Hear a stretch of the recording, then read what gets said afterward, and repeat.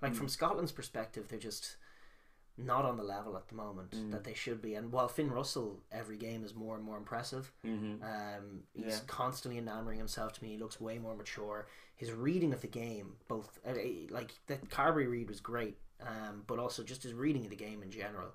Like the only way to really get him off is to trap him. I still like the idea, and I think you will see it at some point, of guys, whether it's going to be in Racing colours or Scotland colours, I don't know, but teams are just going to be presenting false pictures to him because he really reacts off what he sees the defence doing, and you're going to see guys, you know, racing out of the line, inviting the kick, and then the winger just drops off and catches the kick, and you're going to see, like, you've seen bits and bobs of it, but that's probably the best way to play him. But he's operating on a level right now where stock defences won't work, and it's a shame to see him playing with such a flaccid backline outside him, and that's really what it was. It was very poor. What do you think of Johnson? Johnson got his wasn't a problem, a problem, but it was more cumulative than that. Like Gregor Townsend, to be fair to him, put his hand up after the game and said, "Listen, you know, it's on me. I'm the attack coach. You know, we actually got a lot right. We stood up a bit at set piece. I didn't hate our defensive structure, bar one or two mistakes, but it was our attack. We never got going for more than one or two phases. Yeah, and, before the error came. And that's, And look, it's good honesty from Gregor. I like Gregor a lot. He's made. It a is lot also of progress, probably part of some of the, like, their defense or their attack even has always, certainly from a Six Nations sensibility, kind of felt like it's a very low percentage one in terms of how you look at it, where it's like inviting the high tariff, high skill, or low tariff, high skill option a lot to unlock teams, because it's very focused on getting around rather than going through sometimes before they've even earned it. So some of those mistakes are coming phases 1 and 2, where like a little bit more patience was probably what was needed there, but it's not really the mantra they're going for. So there's probably a little bit of that leads into it, I think, especially when, well, like, I'm not making excuses for that full performance, because there were, like, across the board just a few uncharacteristic errors that are always going to be jarring, and then losing someone like Stewie Hogg as well dent their confidence so early on. Obviously massive, and we'll get into that now just in a moment. But mentality wise though, it's just, you could compare and contrast them to what England did to Ireland last week, up in their faces, screaming every play. This is what I just keep going back to, is that they had no reason not to be extremely motivated for the game, and yet they just seemed passive. I mean, when you go back to that victory in Murrayfield last year against England, you know, the electricity in the ground, that was one of my favourite games of rugby. But they were doing all kinds of great things. They exposed the English problem with the centre straight off a line out, with Hugh Jones running in from outside centre, a good sweeping line, right, penetrated between the two English centres. Beautiful pass from Laidlaw. They just asked none of those questions from Ireland. You know, they didn't find space, they didn't work space, they weren't aggressive enough from the off, and they didn't seem to have. I mean, as far, it's hard to tell what plans they had, but just to have been so, as you say, jarringly off in a Six Nations, that they really perhaps should have been looking to win.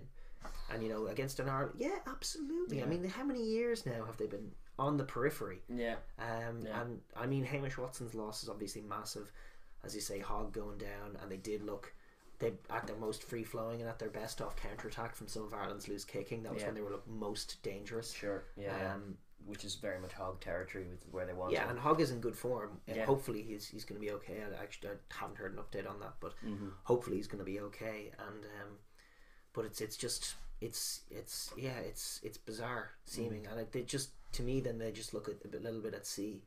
I wouldn't, like, I don't know what's going to happen, but I wouldn't be surprised to see them lose in Paris now after that. Hopefully that won't happen. I mean, France are definitely all over the place, but they can rally and do a once-off physical domination. As if Scotland arrive that kind of flat, which they have done away from home too often as well, they could be like a shadow of themselves.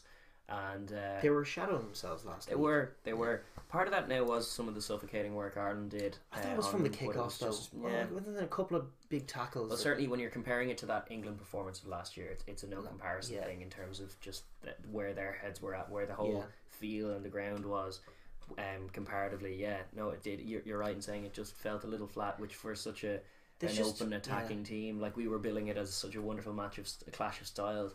We didn't quite get to see that game unfold, because like Scotland were obviously poor for unclarifiable reasons. I can't put my finger on it quite. Ireland were citing things like just a disjointed quality of the game.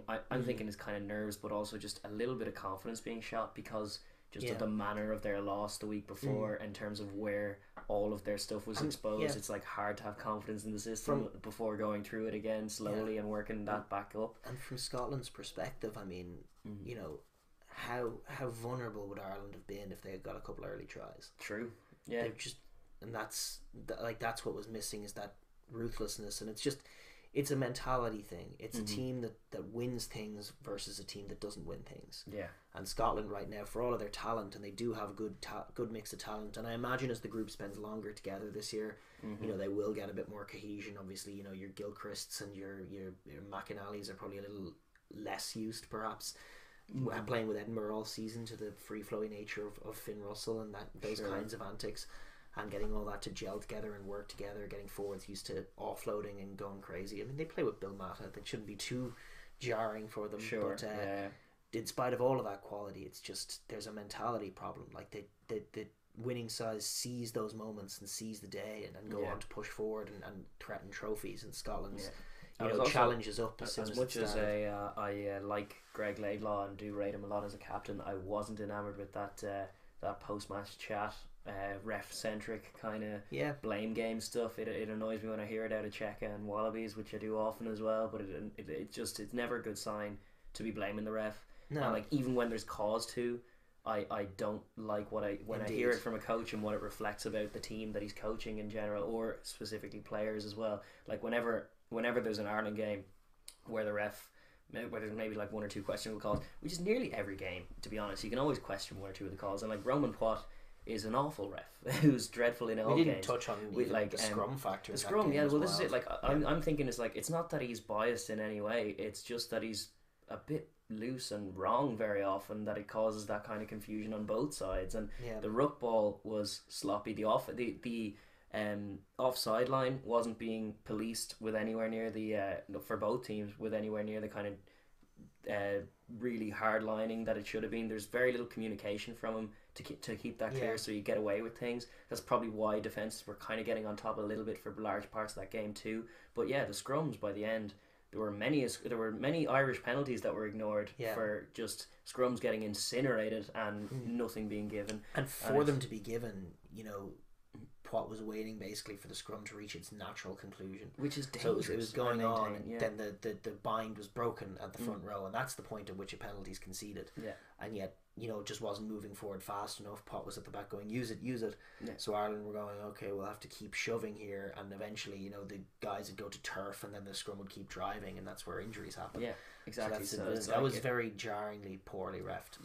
And it did cost Ireland a couple of decisions, but as I'm saying, like, it never is said by and in fact I think I did see Schmidt's interview it's always like throwing water on that fire before it even happens. It's saying like, oh look, you know, Test Arena, it's always very quick, it's 30 blokes running around, it's tough for one man. Like, it's always that kind of chat, which I do just much prefer, because you need to be inward looking when, after defeat especially. It's like, there's no purchase control the controllables. You can't control the ref. You can play the ref a little bit. You can game the ref somewhat. Good captains are great at it. Alan Wynne-Jones, exemplary at it. But Sexton less so when he has to wear the captain's armband as well.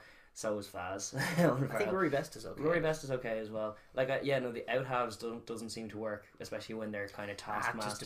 Depends on the out half. Farrell and Sexton are very specific They're two guys. very alpha dudes who are just going to be like driven by every moment in the game, and as such they're barking orders at the back line, and now they're barking at the ref, and it's like, don't bark at the ref. But you're barking at the ref, and it's like, that's going to offend the ref. I wasn't impressed with that chat from Greg Laidlaw. Obviously it's just after the game, but it's like you're talking about in terms of citing mentality. I think that's like a symptom rather than maybe. You're definitely right. You're definitely right. I've been in, you know, teams like that where you can easily the whole game, the whole team can get this victim mentality halfway through a game. And you're under your own posts, having conceded your fourth try, and everyone's bitching about the ref. And it's just like, guys, come on, we're getting creased. This is a recipe for a fifth try. Indeed. Thank you very much for watching that video. if it's your first time here, please leave a like and subscribe down below, and leave a comment as well if you enjoyed it, because we enjoyed the conversation.